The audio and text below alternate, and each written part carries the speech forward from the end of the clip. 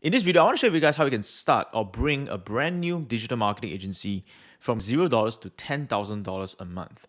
This video is for those of you who are looking to start a digital marketing agency, or you already have a digital marketing agency and you're not getting the breakthrough that you want. I want to share with you my own journey, the things I've learned, what I think that I could have done better if I were to start all over again, and hopefully this video will add tremendous value to you in your journey. Hey everyone, it's Gabriel here, and before I go into the details of this video, please help me to give me an early thumbs up for this video and subscribe to this channel, as this will help this channel out greatly. As usual, I do not sell any program. I'm doing this video as a free value. I'm not going to be selling you some digital marketing agency program at the end. I don't sell any make money online courses. I don't sell any investment courses. I'm simply doing videos for fun because I just love doing them.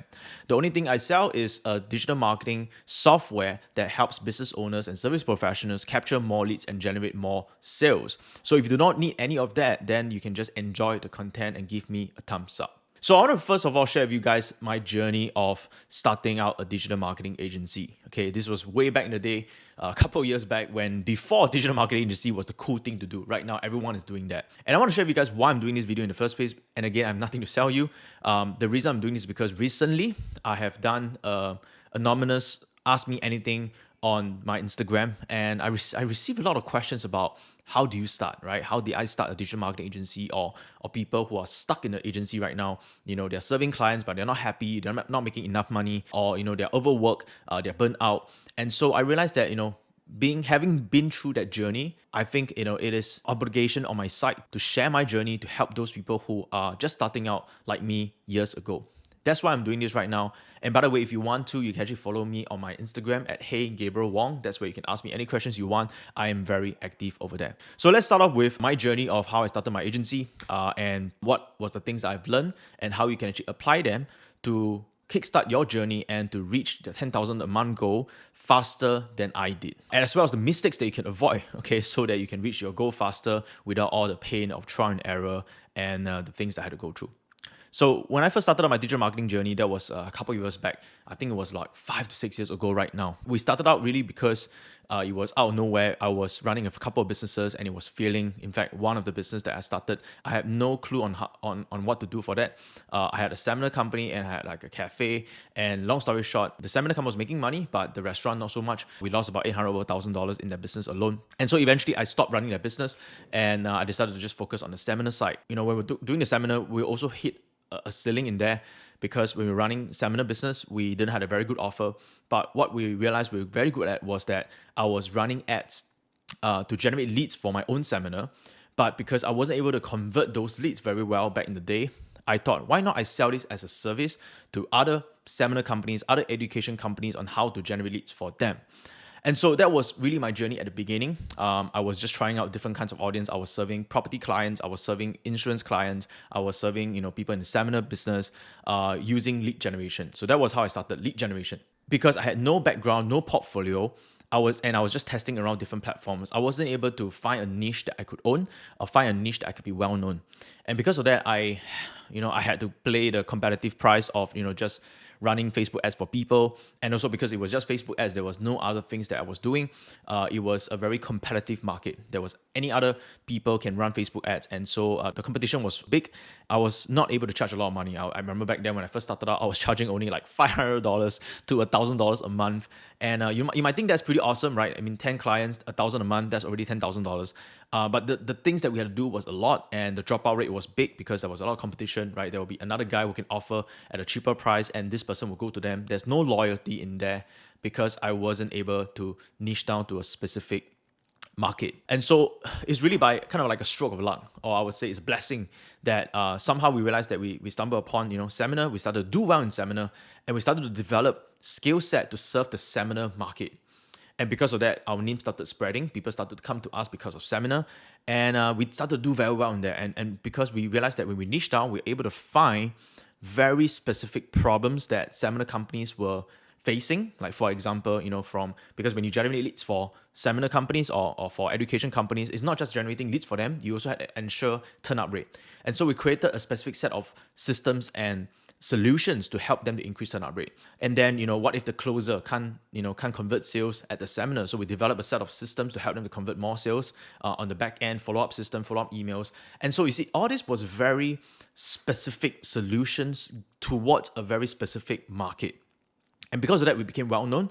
And then we started getting more calls. And eventually, we also started another education company ourselves and generate that, turn it from $0 to $13 million in just a single year.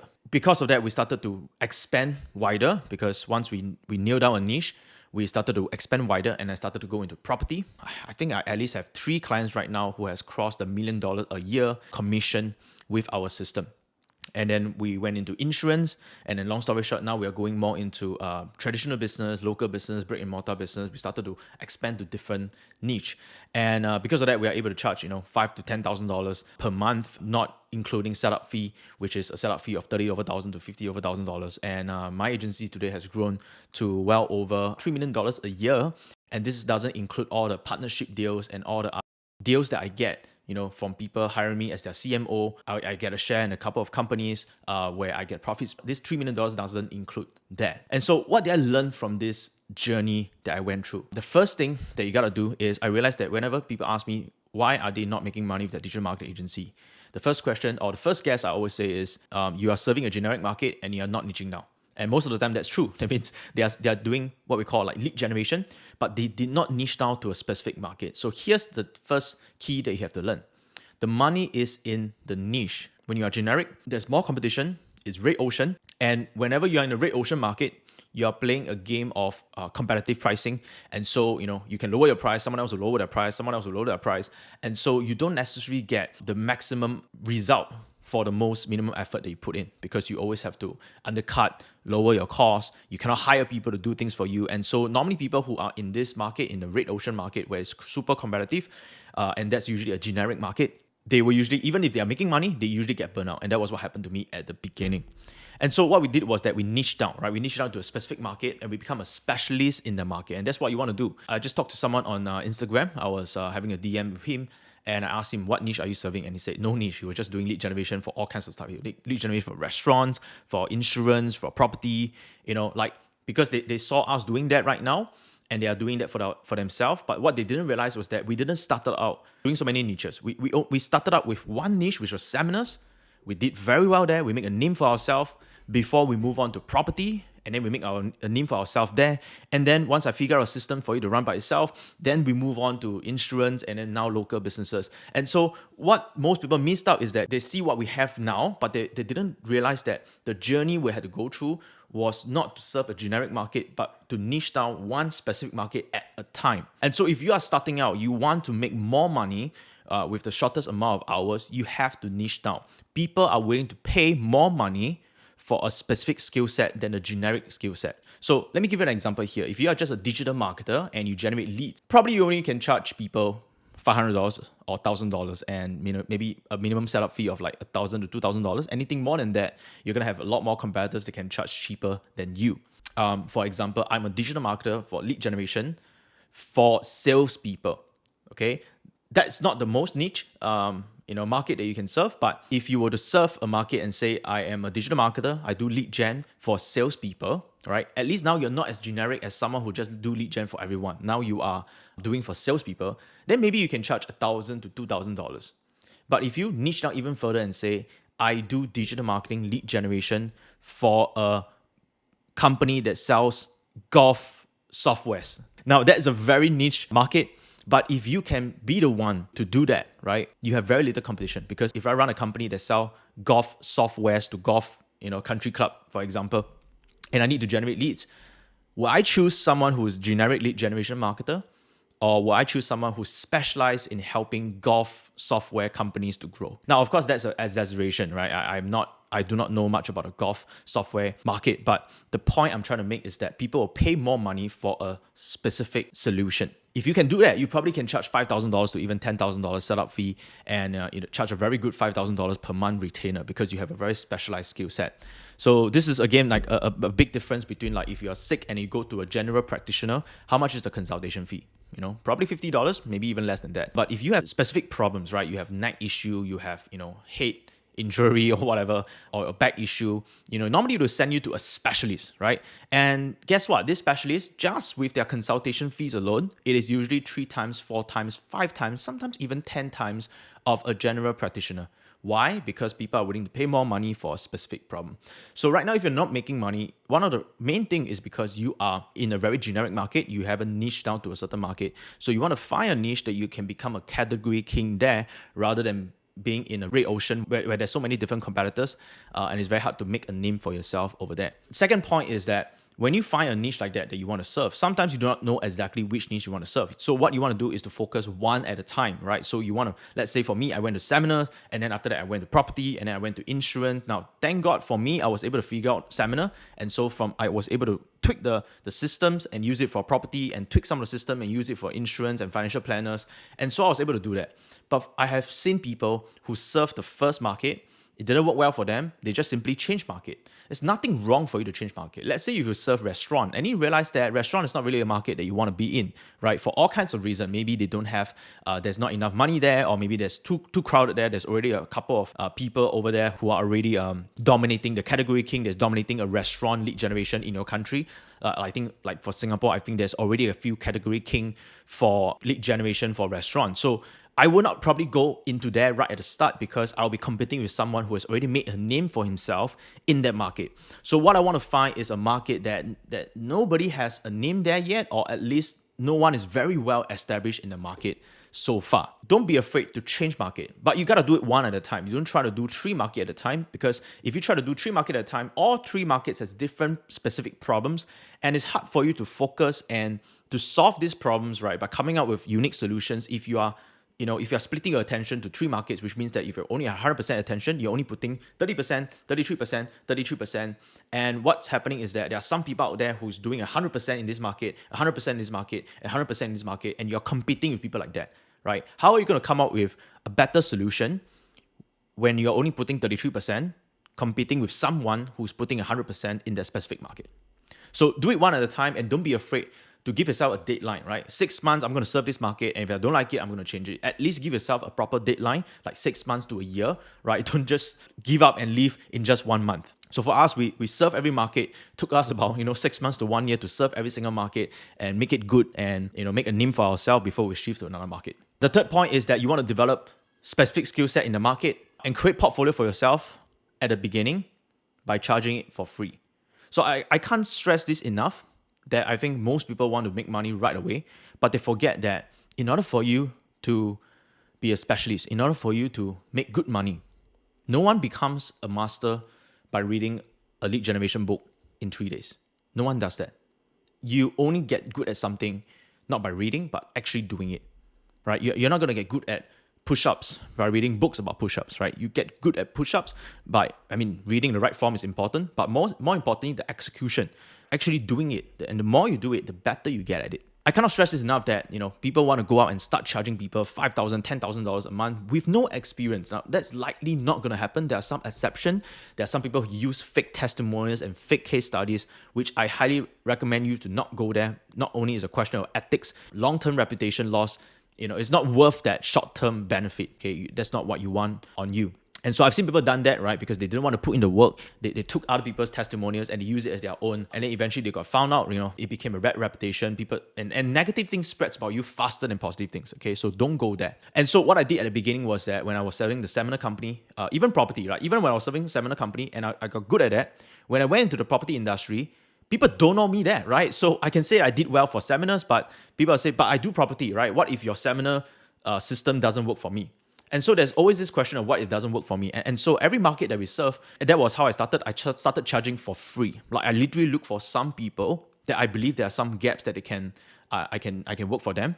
And I will go up to them and say, hey, you know what? I'm going to offer this service for you for free, but I get a cut or some kind of profit split. In a way, you do not pay until you get result. And that's a form of guarantee. I believe that at the beginning, having some sort of guarantee is super important. Some sort of money back guarantee is super important. And I know there's a lot of risk when you do money back guarantee, but that was how I started. And I knew that even if I were to work for free, I'm not exactly going to lose money. I'm not exactly going to make any losses because I'm going to gain so much experience finding out what works and what doesn't work. And so that I can continue to focus on what is working for me. And so that was what really happened to me at the beginning. I worked for free or very minimum charges to just cover my costs. And I gave a lot of guarantees, like you pay per lead. So that's one thing you got to be good at doing is to make guarantees, money back guarantees, or guarantees like performance guarantee where for every lead you generate, you pay me this certain amount of money. Okay. And so this kind of also forced you to really find a solution to solve that market problem. And at the beginning, using guarantee is the best way because people, you have no portfolio, you are a nobody yet, nobody trusts you yet. And if you can offer some kind of guarantee, it drastically increases the confidence of people willing to work with you. And more importantly, it's risk-free for them. So why not, right? Why not give you a try if they have nothing to lose? That being said, you're going to get out of maybe 10 people that you work with, you're going to get 1 or 2 assholes that's probably going to take advantage of you. It is what it is. That's going to happen. So just bear in mind that if those happens, just drop them, move on. There's no need to focus on them. No need to be sour about it. You're just wasting your time doing that. Okay, focus on the 8 that appreciate you. Okay, and once you start getting result for them, quickly get testimonials and case studies from them. And when you start to have more of that, then you can have more certainty to charge even higher money without the need for any more guarantees. Okay, like for example, my company today, I no longer do guarantees because I don't have to, right? People are willing to pay us $50,000 and then, additional $5,000 to $10,000 a month. Basically, we are charging them over $100,000 a month just for one client, excluding ad budget. And there's no need for us to guarantee anything. Okay. And we do not need the additional guarantee because we also maxed out on certain number of clients we can take in. And so you are going to reach that point where, hey, you have more clients they can take in and people don't mind. People saw the results you have created for other people. You have a good reputation already. And so then you don't have to put yourself at the position where you have to give so many guarantees that, might put yourself at risk. Because especially when you start to hire a big team, right? It's harder to give a guarantee because at the beginning, if you're just a solopreneur, even if you don't get a result, you're just feeding yourself, right? But when you have more team, more members, when you need to serve more clients, you need to hire more people. And what happens is that you still need to pay these people even if your clients don't pay you. Okay, so that's where it gets tricky when you have a bigger team. Now we have a team of about close to 30 people. And so it's much harder for us to give guarantee anymore, but also because we don't have to do that anymore because we already have the portfolio. So put in the hours, put in the work, right? Work for free, build portfolio, give guarantee, make it risk-free for your clients, and you will not be lacking of clients because of that. So the next point is to create something that you can fulfill online or it's easy to fulfill. So one of the mistakes I made at the beginning was that we created everything for them, right? We created everything for our clients. We created the scripts for them. We created videos for them. We created funnels for them and run ads for them. Now, although this is one of the reasons why we can charge at a much higher premium, we also realized that it's very hard to fulfill and we need a lot of manpower to fulfill them, right? Especially the video part, right? Because we also have to shoot the video for them. We have to arrange shoots. We have to get videographers. We have to book a space. We have to shoot it. And then we have to pass it to a video editor to edit them. And then we realized that we couldn't really go international. We couldn't take international clients because this was the piece of puzzle that we couldn't do it internationally, right? Because if you were to engage me and you are from somewhere in the UK, it's going to be hard for me to control the quality of the video because I don't have a videographer over there. And so we decided that we wanted to cut down this part where we only take in certain clients who already have a certain criteria.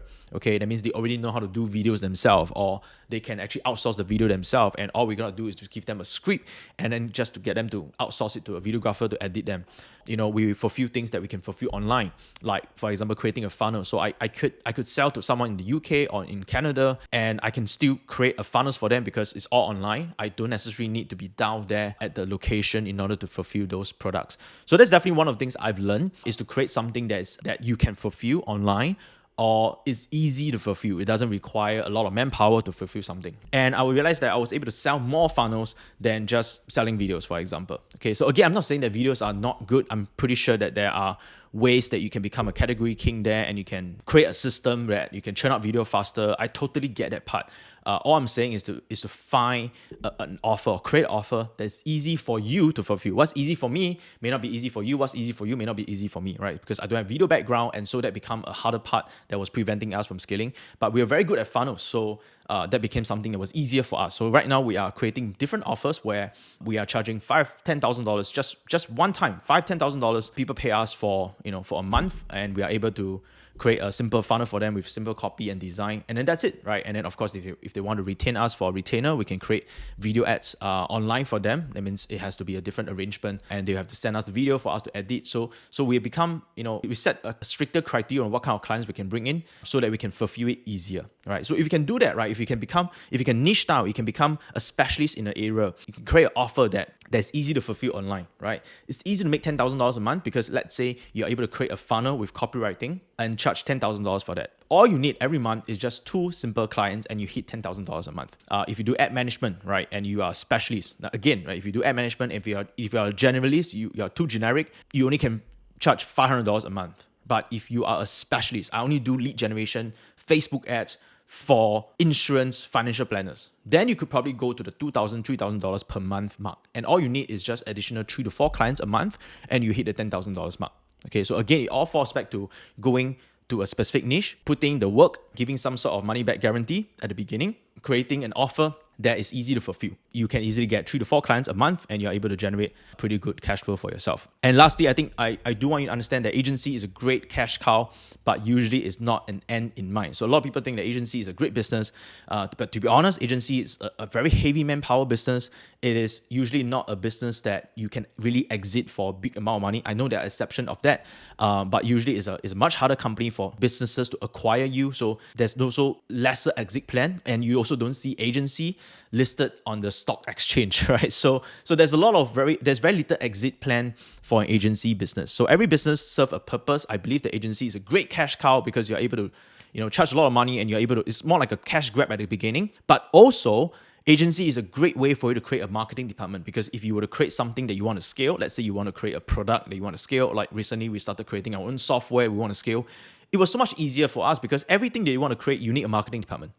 And so our agency became a marketing department. Our agency became a self-sustaining marketing department because the agency has clients paying for our agency. And so the manpower is covered. And we're able to use the agency to create products and scale them 10x, 20x without the need for the same resources required to run an agency. And agency is a great way for you to get a lot of traction and a lot of attention. I mean, give you an example, right? Gary Vee ran one of the more popular, right? Vayner Media is one of the more popular digital marketing agency in the world. I do not know if Vayner Media is actually very profitable, but all I know is that Vayner Media is a great way for Gary Vee to build his persona, his online influence. And when he has this influence, he has this attention, he was then able to divert this attention to selling other stuff. That's one of the reasons why Gary Vee is so involved with many other things, right? He sells sneakers, he does NFT, he even has an NFT restaurant. And the reason why all these businesses was able to kick off a lot faster and become big and successful business was because he already had the attention. So that's why you want to keep in mind that an agency is a great way to make some good cash flow at the beginning. But more importantly, you have to think about what's the end in mind for you. And usually it's not an agency, right? How can you utilize the system, the processes that you have built for your agency for other stuff that you're going to build? And how can you divert all the attention that you're going to get if you were to be, an influencer style entrepreneur, for example? How can you maximize this attention to other businesses, to divert this attention to other businesses, to grow more business that is a lot more scalable, but requires a lot of cash flow. So you're literally using the agency as a way to generate cash flow, to fund those businesses that need cash flow to grow faster. So that's all I have for you today. It's just a very quick breakdown of my journey and the things that I went through and some of the key points if you want to be able to start your own digital agency and you want to bring it to $10,000 a month, which is, I believe, digital agency is one of the fastest way to reach that. And also, if you keep in mind that digital agency is not your real goal, right? What are the systems, processes, frameworks, attention they have gotten from the agency? how else can you monetize those stuff later on. That's all I have for you in this short video. I hope you have learned something. Please give me a simple thumbs up for this video, as this will help this channel out greatly, and subscribe to this channel for more video like this. Please leave a comment in the comment section. What is your biggest takeaway? Do you agree with me? Do you not agree with me? If you have any questions, please go ahead and ask in the comment section. And also, once again, follow me on Instagram at @HeyGabrielWong. I answer questions over there. You can send me a DM. I'm super active over there. So that's all I have for you today. Bye for now.